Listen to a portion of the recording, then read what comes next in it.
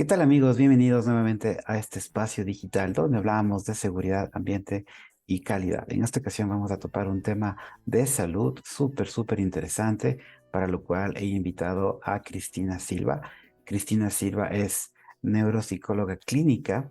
En este caso, bueno, tiene una gran trayectoria, estudio de psicología general por la Universidad Técnica Particular de Loja, maestría en estudios avanzados del cerebro y conducta con especialización en neuropsicología.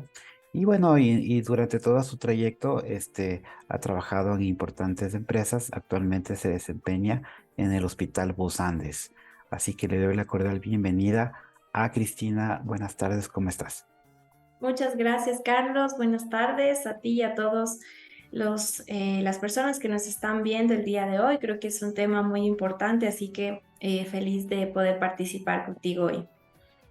La verdad que es un tema alucinante, súper importante. De hecho, recuerdo alguna vez que vi una película, ¿no? De este tema que vamos a conversar.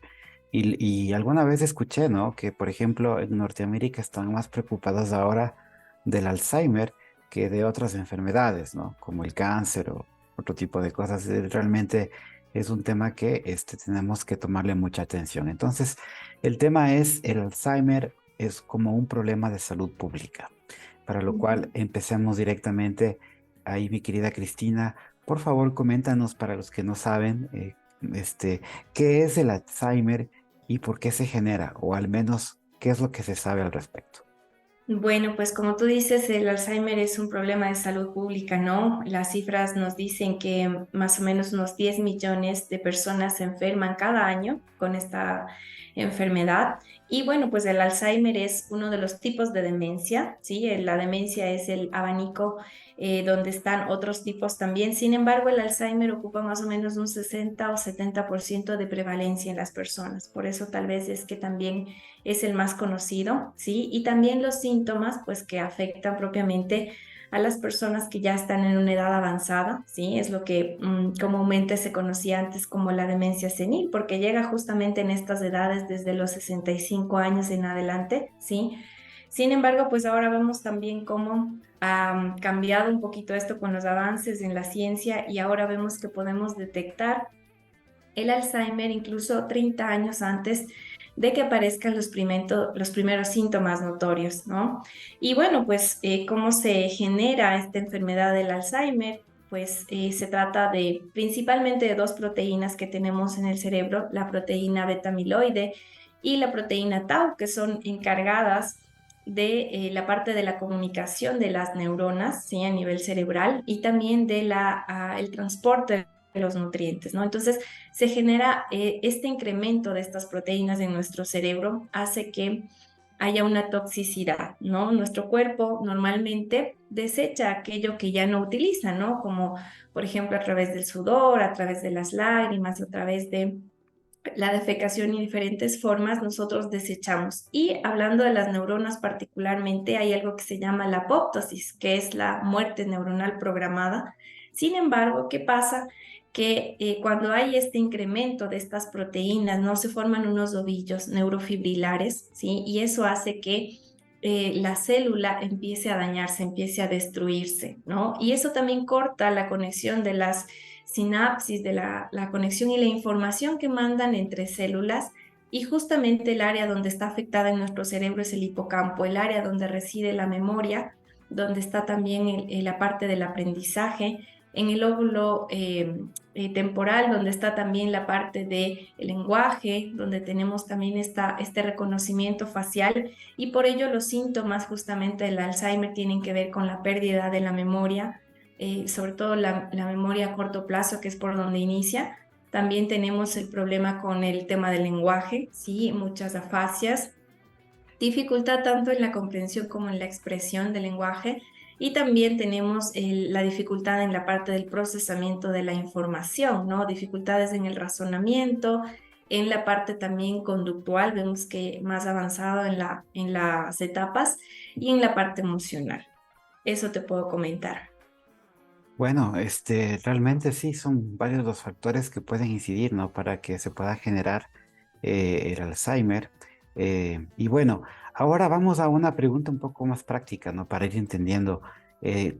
Algo mencionaste, pero sería interesante ver, hablabas algo de la pérdida de la memoria a corto plazo, hablabas de Ujú. un tema un poco de, el tema de reconocer o acordarse temas puntuales, etcétera. Pero, ¿cómo yo puedo decir, bueno, ok, posiblemente pueda iniciar el Alzheimer?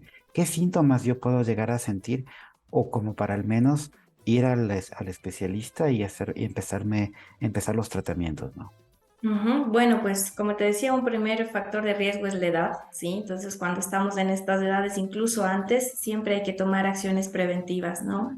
Entonces, podríamos hablar de, en forma práctica, olvidos benignos y malignos, ¿no? ¿Cuáles son los olvidos benignos? Son aquellos en los que yo mismo me doy cuenta de que algo está pasando con mi memoria, con mi forma de recordar, ¿no? Entonces puedo decir, ay, me olvidé las llaves, sí, no recuerdo dónde dejé la billetera, sí, pero entonces yo mismo soy consciente de eso. ¿Y cuáles son los olvidos malignos? Son aquellos en los que yo no me doy cuenta, pero sí las personas a mi alrededor, mis amigos, mis familiares, se dan cuenta que me estoy olvidando de ciertas conversaciones que ya tuvimos y tienen que repetirme varias veces la misma información, ¿no? Sin embargo, para la persona que está teniendo este problema de memoria, pues se produce algo que se llama la nosognosia, es decir, yo no tengo esta capacidad consciente de entender que algo me está pasando. Si alguien me cuenta algo, para mí es la primera vez que lo escucho, ¿no? Entonces, un poquito así se puede diferenciar. Por otro lado, en el caso de los benignos, a veces con un poquito de estímulo, uno, como dice, tengo aquí la palabra en la punta de la lengua, ¿no? Entonces logra recordar totalmente lo que estaba haciendo. Y otra cosa también que pasa en cuanto a los síntomas, ¿no? Tenemos un poquito de demora en cómo hacemos las cosas a cómo las hacíamos antes. Tenemos también problemas para manejar ya el tema del dinero, ¿sí? Ya no sabemos cómo hacer los cálculos, cómo administrar el dinero. Empezamos a extraviar las cosas de manera mucho más frecuente. Hay cambios también de humor, ¿no? Podemos identificar un poco de depresión, en algunos, dependiendo de la etapa en la que estemos del Alzheimer, también podemos ver agresividad. También tenemos estos casos de impulsividad o de hipersexualidad también, ¿no? También el hecho de perderse, ¿no? Esta desorientación que podemos tener tanto en lugares conocidos como en lugares que son ajenos. Y esta parte también de los reconocimientos, ¿no? De las personas que ya se da un poquito en edad más, en etapas más avanzadas del Alzheimer. Entonces, estos son algunos de los síntomas que ya deben darnos una alarma de que deberíamos acudir a un profesional, como puede ser un neurólogo, un neuropsicólogo, un psiquiatra, un gerontólogo, que son los médicos y los especialistas que estarían adecuadamente para ayudarnos en este momento de un primer diagnóstico, ¿no? Ok, bueno, el tema de la edad mencionabas. Ahora, bueno, yo personalmente a veces, en mi círculo cercano, ¿no? De este, compañeros de la universidad, inclusive, bueno, a veces hemos comentado estos temas. Y a veces, bueno, todos nos podemos olvidar, ¿no? Qué sé yo, en algún momento, ¿no? Pero eh, inclusive, podemos, bueno, todos nos hemos olvidado las llaves, por ejemplo, a veces alguna vez en la casa adentro, en el carro, pero son cosas muy puntuales, ¿no? Que no entramos en alarma, siempre, no es que algo que se repita constantemente. Ujú. Ahora, mencionabas algo ya del tratamiento o cómo ir al médico, ¿no? Todavía no hay con certeza una explicación respecto a lo que es el Alzheimer, solo son estudios o ya se está aclarando cuál es el origen y y sobre todo cómo prevenirlo. Bueno, las causas son variadas, ¿no? La ciencia sigue avanzando en sus estudios y prácticamente en algunas, el factor de riesgo principal, como te decía, es el tema de la edad. Otro tema importante que se ve directamente relacionada con el tema del Alzheimer es tener problemas relacionados con el corazón también, ¿sí? El tema de la hipertensión, el tema del colesterol alto, ¿sí?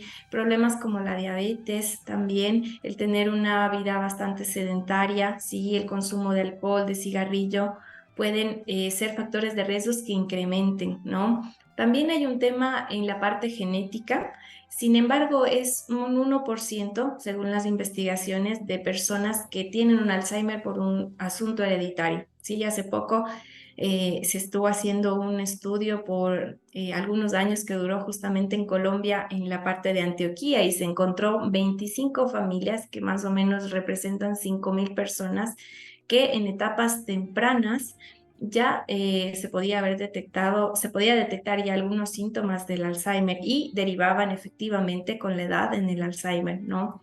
Entonces, estos casos, como te digo, son muy pequeños, representan apenas ese 1%. Sin embargo, más bien se le atribuyen estas causas justamente al tema de los factores relacionados, como te digo, con el del corazón, sí, con la diabetes. Eso nos pone mucho más en riesgo. Y pues, ¿qué hay como apoyos, ¿no? De las personas que ya tienen este diagnóstico? Pues el Alzheimer es una enfermedad que es progresiva y degenerativa. ¿Esto qué quiere decir? Que no hay cura actualmente y que cada vez que va avanzando el tiempo, entonces la enfermedad se pone peor, ¿no? Hay mayores síntomas, se va agravando. Sin embargo, pues hay una serie de medicamentos que han sido ya aprobados por la Federación, por la FDA, y uno último que justamente salió desde noviembre, estuvieron en la aprobación, y que es lecanemab, justamente. Pero ¿qué pasa con estos medicamentos? Que estos son más que nada para trabajar algunos de los síntomas en cuanto a la parte conductual. Y también en específicamente en este medicamento que te cuento, que es uno de los últimos que se aprobó, vemos que hay un 27% de ralentización de los síntomas, es decir, que la parte funcional de la persona, de que pueda todavía valerse por sí mismo, es algo en lo que está ayudando este medicamento. Sin embargo, pues primero no está todavía disponible en nuestro país, está ya disponible en Estados Unidos. Pero el costo también es algo que hay que pensar, ¿no? Nos dicen que más o menos estaríamos hablando de $26.500 anuales, que representaría el poder tener este paciente, este medicamento administrado a un paciente. Y eso, más o menos, si habláramos de una dosis, una pastilla diaria, son como $72, ¿no? Entonces, eso es bastante costoso para un paciente. Aquí en el Ecuador hay algunos medicamentos que han sido aprobados en años anteriores por la FDA, y representa más o menos para un paciente que ya los está usando unos $200 al mes, ¿no? Entonces es una enfermedad bastante costosa, y justo por eso hablamos también de que es un problema de salud pública, porque quien tiene que cubrirlo es el paciente o el familiar, y pues el Estado básicamente no se hace cargo, ¿no? Muy bien, sí, qué pena, ¿no? Bueno, todavía no hay la cura, que todavía es un desafío que tiene la ciencia. Sin embargo, cuando ya se detecta o ya está el diagnóstico claro, ¿no? Que es un Alzheimer, ¿qué apoyo puede hacer la familia, el círculo cercano? ¿Cómo ir midiendo, ¿no? Porque de pronto la persona puede todavía manejar un automóvil, todavía puede hacer cosas, qué sé yo, básicas, pero Ujú. como es una enfermedad degenerativa que va pasando el tiempo y cada vez va haciendo, se va olvidando ciertas cosas. Se necesita, me imagino, primero un apoyo, un acompañamiento del profesional, un seguimiento constante, pero la familia como tal, ¿qué es lo que puede hacer? ¿Hasta cuándo llega el punto en donde dice la familia, realmente ya no tenemos que buscar una persona que que le ayude, que le asista al 100%?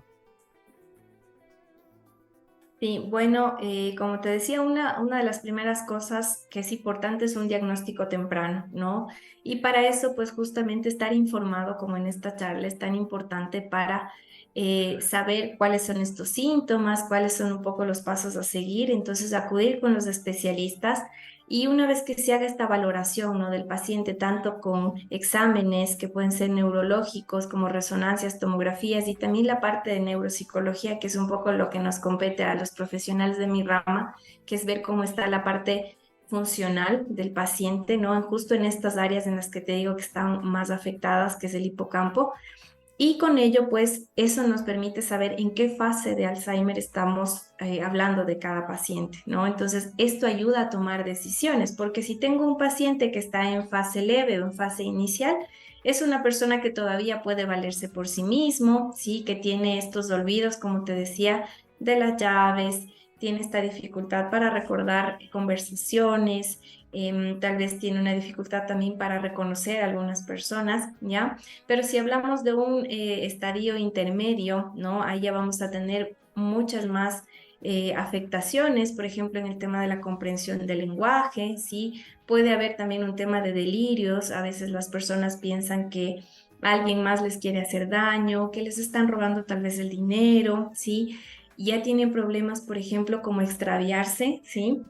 Y no pueden salir a la calle solos porque ya no logran orientarse en la parte espacial y temporal y no pueden regresar a casa, ¿sí? Entonces ahí estamos hablando de un tema incluso de seguridad, donde las personas ya no podrían estar solas. Y pues en una etapa ya mucho más avanzada, pues requieren y dependen totalmente de un cuidador, ¿no? Tanto desde la parte de la vestimenta, olvidan el tema de tomar sus medicaciones, el cuidado de su salud, que es tan importante, también el tema de la movilidad, ¿no? Entonces, en esta parte también ya no tienen esta conciencia, ¿no? De las personas, de dónde están ubicados. La parte de utilidad, ya ellos no pueden hacer muchas cosas por sí mismos, ¿no? Entonces, es importante, creo yo, que la familia, una vez que tengan un diagnóstico, se pueda reunir, ¿no? Y puedan identificar qué es lo mejor. Es importante no cargarle todo el peso a un solo cuidador, sí, porque es un trabajo arduo, sí, y como decía, pues es degenerativo. Entonces es importante tener este análisis en conjunto y pensarlo mucho desde el amor, ¿no? El saber qué es lo mejor para el paciente. A veces pensamos qué es lo mejor para los hijos, tal vez, ¿no? Que están como cuidadores y no para el paciente, no para la persona con Alzheimer. Entonces es importante identificar si tal vez es mejor una persona, un enfermero o enfermera a tiempo completo que vaya a la casa y cuide de nuestro familiar con Alzheimer, o tal vez llevarlo a un centro de cuidados, ¿sí? Que tal vez ahí hay personas que están completamente día y noche para cuidar a personas con Alzheimer. Entonces, esas decisiones, como digo, pueden tomarse en la medida de este diagnóstico este conocimiento de en qué fase de Alzheimer estamos hablando del paciente. Muy bien, es súper interesante de reconocer en la fase el diagnóstico y sobre todo el apoyo de la familia, en este caso el círculo más cercano.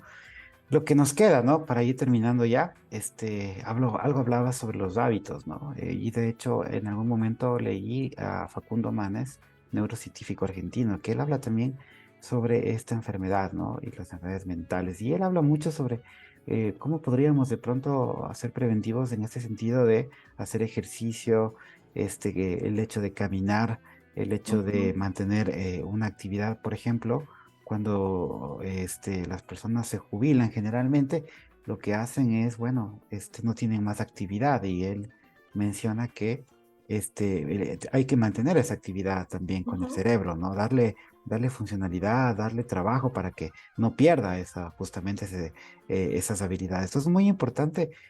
Pensaría yo que podamos ahí enfocarnos en esta parte preventiva. Hábitos, alimentación, ejercicio, es lo único que certero que ahora podríamos tener, Cristina. Sí, justamente, bueno, para quienes todavía estamos en edad joven, sí, como digo, prevenir en lugar de lamentar, sí, y para ello, pues es importante mantener una buena dieta en cuanto a la alimentación, como decía, tener estos controles periódicos para revisar cómo está nuestro corazón también, el tema de la hipertensión, de la diabetes, sí. También la parte del ejercicio, la actividad física es muy importante, la que uno escoja pero que sea habitual, ¿no? Es decir, no solo una vez a la semana, sino a tenerlo ya frecuentemente. También el tema del contacto social, es tan importante eso, ¿no? Con las otras personas se habla de la vitamina F, que es la parte de Friends, Family, y yo le agregaría Faith, porque la parte espiritual también es importante, ¿no? Entonces, cada persona pues busca qué es lo que le gusta, si le gusta salir, si le gusta pasear, si le gusta estar en contacto con la naturaleza, aquello que nos hace bien, ¿no? Entonces es importante tener estos hábitos preventivos, chequeos, controles con el médico, trabajar mucho la salud mental también con nuestro psicólogo. Y también es importante con las personas que ya padecen esta enfermedad, ¿no? Trabajar el tema de la comunicación verbal, cómo nos comunicamos con ellos, ¿sí?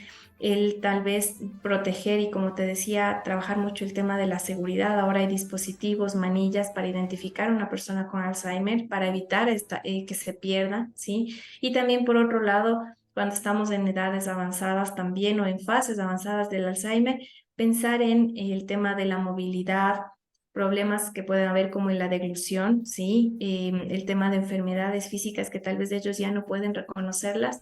Son algunas cosas que podemos hacer en estas etapas del Alzheimer también ya con los pacientes. Así que esas serían mis recomendaciones, unas poquitas nada más en este momento. Excelente, súper bien. Pues somos seres sociales, necesitamos comunicarnos, tener relaciones personales, relaciones familiares también es muy importante. Y no me queda más que agradecerte, mi querida Cristina, por tu tiempo, por este valioso tema que nos has compartido con toda tu experiencia. También a todos ustedes por estar aquí, por escucharnos. Si es que les gusta este contenido, pueden compartirlo. Nuevamente, mis agradecimientos por esta interesante charla, Cristina. Muchísimas gracias, Carlos, por la invitación. Pues sí, con gusto, creo que es un tema muy interesante del cual hay que seguirlo hablando. Muchas gracias y a todos también. Hasta una próxima.